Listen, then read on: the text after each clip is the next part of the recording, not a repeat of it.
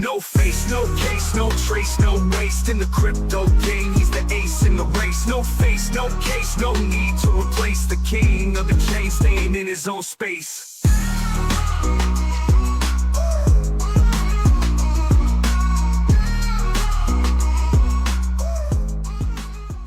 What is going on, guys? Welcome back to the No Face Crypto channel. What is No Face No Case? You feel me? In today's video, we're going to be breaking down a comment left on my channel by Mr. Alex Rose here. Please, before this video even starts, make sure you guys check out Mr. Alex Rose's channel. A link in my description will be there. Alright, he brought up a very thought-provoking question today, and what that is basically, what are your viewpoints on hot wallets, cold wallets, and standard brokerage accounts? I've heard people praising and demonizing all three of them. Yes, and this is a very, very, very intricate topic. Not even intricate, but it's a very, you have to know this in crypto is what I'm trying to say here. Alright, let's start on exchanges, right? People will probably most commonly demonize exchanges here. Now, when it comes to crypto, I mean, you have every right to demonize exchanges. Now, we all saw what happened in the GameStop crash, or the GameStop shooting up all the way up to like $300 or whatever the price was years ago, and how Robinhood as an exchange disabled the sell button essentially for retail buyers. And this is a practice that is done all over in all exchange accounts and all brokerage accounts. This does happen. All right.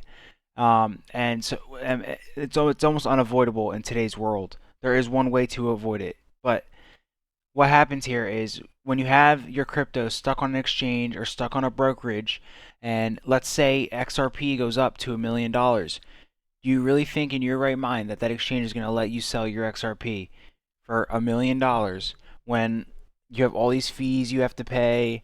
When it doesn't work like that. They pause transactions, they freeze accounts, they debank people. All right, and these exchanges are also used as a funneling mechanism for all the people in the big suits to steal money from retail buyers. And I'm going to explain this very simply here. So when you have your money on an exchange such as Coinbase, Robinhood, even Uphold, which I like to recommend because it's one of my favorite exchanges, and something stupid like Venmo. Like, these are the people where if you store your crypto on there, do you want Venmo to have control of your cryptocurrency? Do you want these different weird, like, do you want Cash App to have control of your cryptocurrency? I mean, it's essentially the same thing, right? No matter what platform you put your crypto on, they're going to have your keys to your crypto. And what that means is it literally ties ownership to your crypto. So if your crypto's on an exchange like Uphold, Coinbase, doesn't matter, you do not own that crypto. So effectively, if you forget to pay your taxes and the government or the IRS wants to come after you, all right, the first thing they're going to do is go to that exchange, and that exchange is going to fork up your crypto, because that is exactly what they are supposed to do. They own your crypto. All right, so that goes for any exchange. All right, that really goes for any hot wallet as well. When you put your crypto in a hot wallet, I mean, unless it is literally an institutionalized custody hot wallet that is developed by the same people you wish to use that crypto for, you should not be using that hot wallet. And when it comes to stuff like Phantom, for example, I use Phantom sometimes, but this is not a great hot wallet to be using. This is where all the meme coins go on. People get hacked all the time with Phantom. And the reason is because when you have a hot wallet, you have to connect that hot wallet to the internet and then use your crypto through that internet. So it really depends on what platform you connect that hot wallet to. But essentially, I mean, people can just hack Phantom as well. I mean, that's also another thing here. Phantom is one of the most notoriously hacked hot wallets there is. So when it comes to using a hot wallet, there is only one hot wallet I use, and that is going to be Zaman wallet for the XRP ledger, and this has to do with Ripple, XRP, and all of the assets surrounding it. Basically, I'm quite certain you can put all tokens on here, and this is the #1 most reliable hot wallet I have found. and it is highly recommended from everyone who's deep in this community. Um, they don't use shit like Phantom. So, but the reason why hot wallets are so kind of is because you fork up your crypto ownership once you put that crypto on a hot wallet. All right, that's the difference. All right, cold wallet is completely decent. It's away. No one can touch it.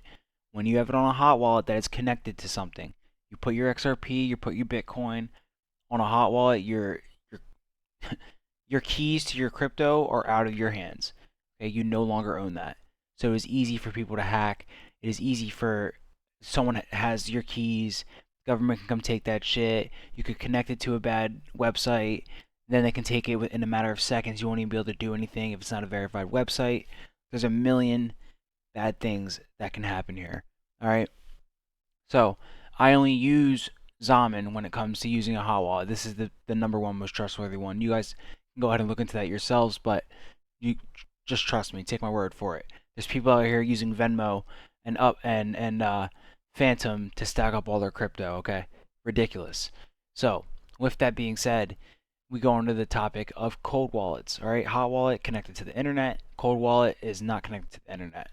So the number one most popular one here is going to be Ledger Cold Wallet, but there's other ones such as Decent Wallet, which is absolutely wonderful biometrics.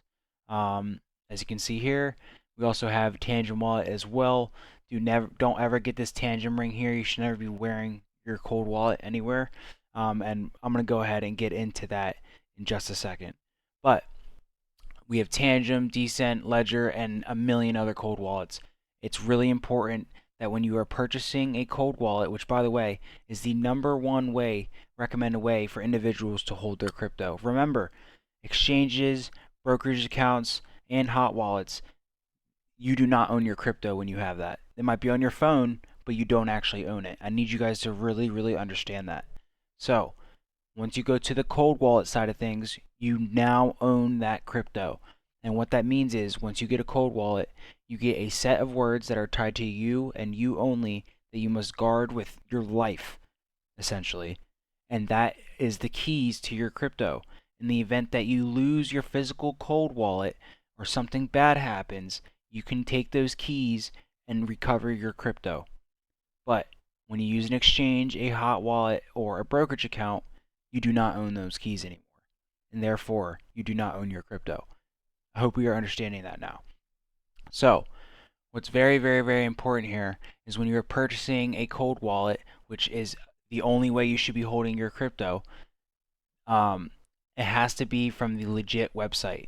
There's people who are buying cold wallets off of Amazon. If you do, who's calling me? Guys, like this is real life in the middle of the video. I just want to let you guys know. I just got a text from my right-hand man. XRPL is developing a native lending protocol so we can lend on Ledger and gain yield. So it's not only we'll get into that in another video, but I just want to let you guys know, like I do this for real. All right, I do this for real. Trust me. All right, that is another yield opportunity, like more markets that will be on the XRPL. There you go, and there's your answer. But we'll go into more markets a little bit later in this video. But sorry for that complete distraction from what I was actually talking about. So anyway, when you are buying cold wallet, it has to be from the legit website. People are buying wallets from Amazon. All right. With that being said, when you get your cold wallet in the mail from a legit cold wallet website, Decent, Tangem, all these are legit websites, guys. LEPOW is up in the air right now. A gentleman just lost $3 million on LEPOW because he didn't understand that LEPOW had a cold wallet and a hot wallet mixed within, apparently. I don't know the truth to this, but when you have a cold wallet, guys, it is a cold wallet. It should have no connection to the internet whatsoever. All right? At some point, and this is the unfortunate thing with some cold wallets, they do require you to connect them to the internet to be able to use your crypto in the way you want it to be used, right? So you have to be able to verify these smart contracts, and that's a whole other ball game that we'll get into in other videos. But essentially, Let's just say you purchase a Ledger, which is a very reliable cold wallet from the official Ledger website, and you ensure that your package is not tampered with, everything is good. You will get a seed phrase with this, and then you own your crypto. So in the event that, I don't know, every crypto drops down 30, 40%, when you want to purchase your crypto, or, you're scared that your positions can get liquidated, or people are getting hacked on exchanges, anything crazy, you have it on a cold wallet. And so even if shit's hitting the fan, you still have your crypto at the end of the day. I never have to worry about anything. And that goes with Decent as well. Biometrics is very key here. And there's a huge wide open marketplace on Decent Wallet where you can purchase and buy as well on there. Same thing with Tangem and with Tangem cards as well. They have a ring as well. I mean, there's so many things, guys. So many things. All right. With that being said, the reason people use cold wallets is because they own their crypto, unlike every other aspect of this, right? Yes, that's not insured right now, but they own their crypto. Now, with that being said, on a cold storage wallet, I mean, it allows you to do a million things. You are able to um, put that under an LLC, put it under a trust, do anything with that cold storage because it is yours. You own it. All right, and this is the real crypto here. So once you have your stuff on cold storage, right, and it's connected, you then can connect it to a reliable hot wallet like Zamin or something like that. Once you do that, that allows you to take advantage of all this DeFi and everything like that. But once you connect that to Zamin, okay, Zamin owns whatever crypto is in here. All right, this is stored on chain. I want to be very clear here. This is then stored on chain. It's already stored on chain on the ledger, but this is offline. Once you bring it over to Zamin, you are taking it online, and essentially, I mean, this is highly, highly, highly protected. But where all the other issues come in is with hot wallets. Once you connect that stuff online, I mean, they can encode shit in the QR code, hack your phone, hack your computer. You don't know what you're doing, right? So it has to be very reliable, and that's why regulations are going to come in here, and that's why it's very important for people to take ownership of this stuff themselves. And I say this all the time. People should have dozens and dozens and dozens and dozens of examples of themselves doing this between all different types of technology here, so they know what I'm talking about, so they know what they're supposed to be doing in the event that this stuff really moons. You should be comfortable controlling large sums of money. I mean, that's just true. Because you will be needing to become your own bank. I promise. Don't stack your crypto up on Venmo, Cash App, Phantom, not even Uphold, guys. I mean, I like Uphold, but I mean, sometimes I purchase from exchanges still. I'm not gonna lie, but that crypto goes straight to a cold wallet. Now, within a cold wallet, I'm also able to purchase. It's just about ease of purchasing and fees at the time. It doesn't matter. You just go to wherever has the lowest fees, right? And there's one more way to purchase. When it comes to selling crypto, all right, there's another really good way to sell crypto. There's ways to do it in a cold wallet, and there is a better way to do it, which is the number one most recommended way for crypto. I would recommend. Here's what I would do. All right, I'd put everything on a cold wallet and put dozens of measures of security behind that. I'm not going to say what you should do, but I think just having it in a cold wallet isn't enough. You need to put the cold wallet in a good place. You need to hide seed phrases in certain places. You need to never let your seed phrase even touch the face of a camera, the internet, or another person's eyes. I mean, it's really that serious. There's dozens of security steps, with people who have cold wallets, guys. It's not just I have a cold wallet. No, I have 10 different things that need to happen for something bad to happen with my cold wallet, essentially. Right? So, the next and last recommendation I can make here is Caleb and Brown for a 24/7 personal broker. I'm not even going to recommend the link in the description. Go ahead and check it out yourself, guys. 24/7 real human battle tested and it is safe one-to-one broker assigned to you.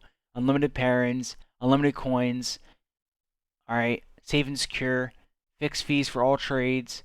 Better executions through aggregated liquidity. All right. I mean, it's not even funny. And it's automatically you get the lowest trades possible, they will source it for you. All right, so you can call this person and buy your crypto whenever you want. Now, the drawback to this is you cannot buy it in 2 seconds when you see something spike down. All right, it's going to take time to call this person. It's going to take time for this person to look into it, make a purchase for you, you to organize the money. But this is an option here, and this is insured and it's institutional custody. And this is the only trustworthy institutional custody I would do right now, because this is still technically yours. It's not an institution controlling it. It's institutional level custody.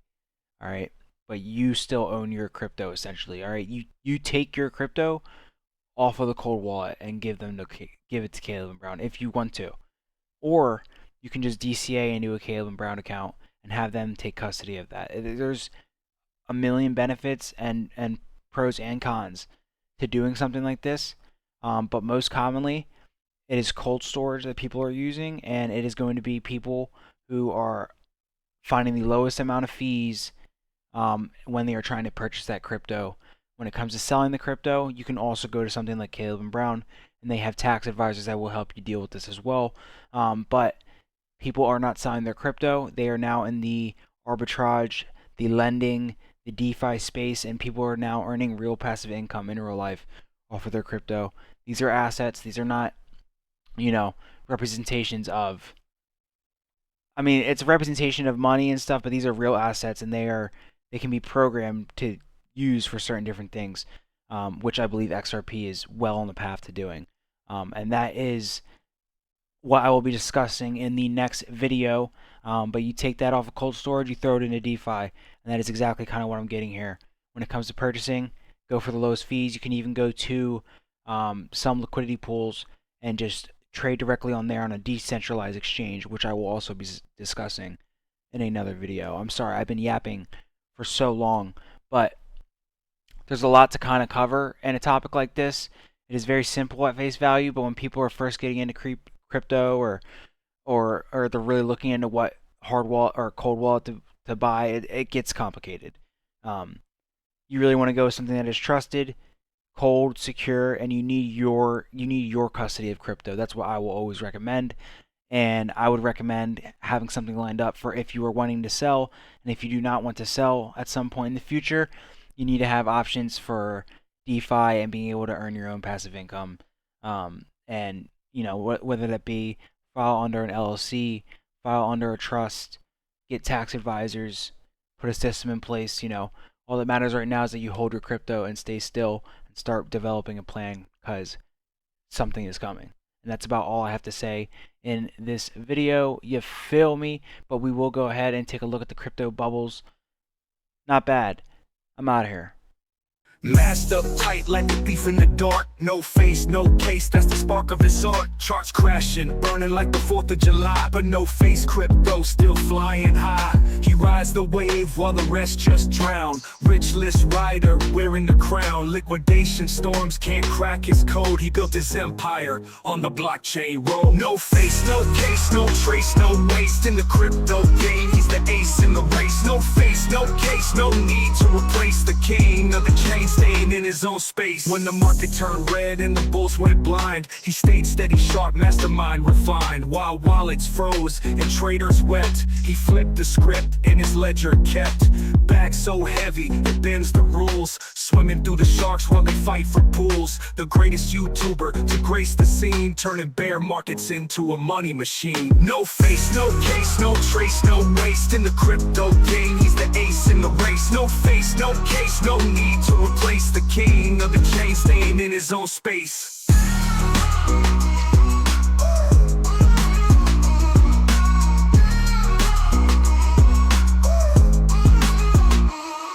When the market turned red and the bulls went blind, he stayed steady, sharp, mastermind refined. While wallets froze and traders wept, he flipped the script and his ledger kept. Bag so heavy, it bends the rules. Swimming through the sharks while they fight for pools. The greatest YouTuber to grace the scene, turning bear markets into a money machine. No face, no case, no trace, no waste. In the crypto game, he's the ace in the race. No face, no case, no need to replace the king of the chain, staying in his own space.